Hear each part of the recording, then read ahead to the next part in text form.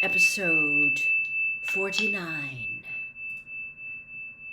Well, you were being really obvious. He realized what you were up to within about 5 seconds. Of course he wasn't going to tell you.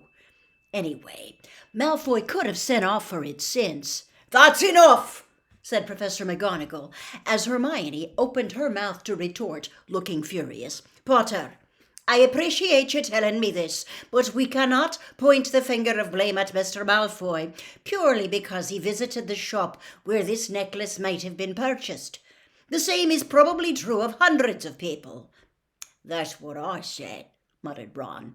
And in any case, we have put stringent security measures in place this year. I do not believe that necklace can possibly have entered this school without our knowledge. But, and what is more, said Professor McGonagall, with an air of awful finality, Mr. Malfoy was not in Hogsmeade today. Harry gaped at her, deflating. How do you know, Professor? Because he was doing detention with me. He has now failed to complete his transfiguration homework twice in a row. So thank you for telling me your suspicions, Potter, she said as she marched past them. But I need to go up to the hospital wing now to check on Katie Bell. Good day to you all. She held open her office door. They had no choice but to file past her without another word. Harry was angry with the other two for siding with McGonagall. Nevertheless, he felt compelled to join in once they started discussing what had happened. So who do you reckon Katie was supposed to give the necklace to? Asked Ron as they climbed the stairs to the common room. Goodness only knows, said Hermione. But whoever it was has had a narrow escape. No one could have opened that package without touching the necklace. It could have been meant for loads of people, said Harry. Dumbledore? The Death Eaters would love to get rid of him. He must be one of their top targets. Or Slughorn. Dumbledore reckons Voldemort really wanted him, and they can't be pleased that he's sided with Dumbledore. Or you, said Hermione, looking troubled. Couldn't have been, said Harry, or Katie would have just turned around in the lane and given it to me, wouldn't she? I was behind her all the way out of the Three Broomsticks.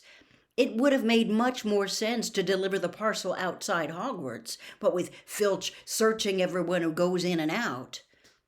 I wonder why Malfoy told her to take it into the castle. Harry, Malfoy wasn't in Hogsmeade, said Hermione, actually stamping her foot in frustration. He must have used an accomplice then, said Harry, Crabbe or Goyle. Or come to think of it, another Death Eater. He'll have loads better cronies than Crabbe and Goyle now he's joined up. Ron and Hermione exchanged looks that plainly said, there's no point arguing with him. Dilligrout, said Hermione firmly as they reached the fat lady. The portrait swung open to admit them to the common room. It was quite full and smelled of damp clothing. Many people seemed to have returned from Hogsmeade early because of the bad weather. There was no buzz of fear or speculation, however.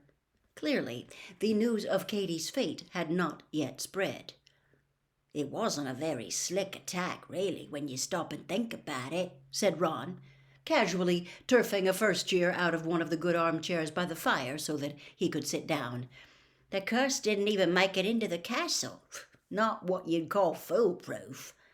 You're right, said Hermione, prodding Ron out of the chair with her foot and offering it to the first year again. It wasn't very well thought out at all. But since when has Malfoy been one of the world's great thinkers? Asked Harry.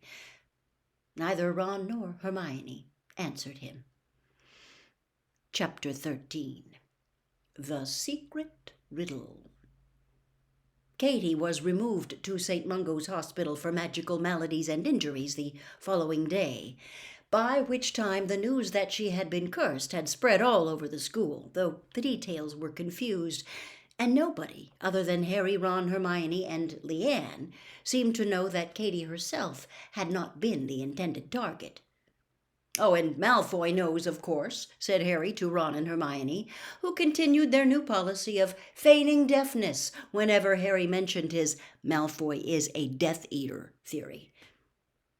Harry had wondered whether Dumbledore would return from wherever he had been in time for Monday night's lesson, but having had no word to the contrary, he presented himself outside Dumbledore's office at 8 o'clock, knocked, and was told to enter. There sat Dumbledore, looking unusually tired. His hand was as black and burned as ever, but he smiled when he gestured to Harry to sit down. The pensieve was sitting on the desk again, casting silvery specks of light over the ceiling. "You have had a busy time while I have been away," Dumbledore said. "I believe you witnessed Katie's accident." "Yes, sir. How is she?" "Still very unwell, although she was relatively lucky. She appears to have brushed the necklace with the smallest possible amount of skin. There was a tiny hole in her glove. Had she put it on, had she even held it in her ungloved hand, she would have died, perhaps instantly. Luckily, Professor Snape was able to do enough to prevent a rapid spread of the curse." "Why him?" asked Harry quickly. "Why not Madame Pomfrey?" "Impertinent," said a soft voice from one of the portraits on the wall, and Phineas Nigellus Black, Sirius's great-great-grandfather, raised his head from his arms where he had appeared to be sleeping. "I would not have permitted a student to question the way Hogwarts operated in my day." "Yes, thank you, Phineas," said Dumbledore, quellingly. "Professor Snape knows much more about the dark arts than Madame Pomfrey, Harry. Anyway, the St. Mungo staff are sending me hourly reports, and I am hopeful that Katie will make a full recovery in time." "Where were you this weekend, sir?" Harry asked, disregarding a strong feeling that he might be pushing his luck, a feeling apparently shared by Phineas Nigellus, who hissed softly. "I would rather not say just now," said Dumbledore. "However, I shall tell you in due course."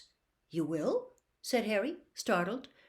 "Yes, I expect so," said Dumbledore, withdrawing a fresh bottle of silver memories from inside his robes and uncorking it with a prod of his wand. "Sir," said Harry, tentatively, "I met Mundungus in Hogsmeade." "Ah, yes. I am already aware that Mundungus has been treating your inheritance with light-fingered contempt," said Dumbledore, frowning a little. "He has gone to ground since you accosted him outside the Three Broomsticks. I rather think he dreads facing me.